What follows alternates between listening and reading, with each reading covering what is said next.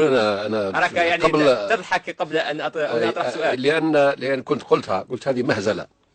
حتى وزير الصناعه السابق كلمني بحضور الاخي الكريم الوالي ولايه بليده وجماعه تاع البليده كانوا معنا. قال لي كيفاش تقول هذه؟ قلت له نقولها ونعاودها. هذه مضحكه، لان اولا طلبوا منكم 5 سنوات لم نصدر او لم نسمح لشركات اخرى تخدم الصناعه في الجزائر تاع السيارات. طيب جاوب لي، قال لي والله هذه كبدايه الامر كان صعب للغايه، احنا خارجين كما قال الاخ من العشريه السوداء، لازم ضروري يكون فيه مشروع ولا 2 أو 3 من هذا النوع باش يجذب الاخرين. بينما نقصنا، مشينا كلمنا جماعه فرنسيين اصدقاء وكلمنا جزائريين اقوياء ونقصنا من 5 سنوات الى 3 سنوات من ناحيه هذا المنع. الان نرجعوا للتايب اوف ذا كار، نوع السياره اللي صار لهم تباع في جهات اخرى.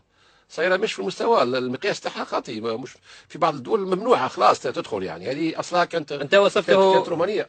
انا وصفته بفضيحه. فضيحه ومسخره. قلتها عندكم حتى في جريده البلاد، خرجت الصفحه الاولى عندكم، وما زلت ناكد عليها ذلك. لان اولا 25,000 اظن سياره في السنه. 25,000 nothing، لا شيء. هذه من مفهوم الحسابات ما الاقتصاديه. شيء، كلام كثير ولا الاغنيه كثير والعروسه مش مليحه. يعني لا دكتور عبد الملك سراي، حتى نعرف العروس مليحه ولا مش مليحه. ممكن العروسه مش مليحه قد يقول لك سيدي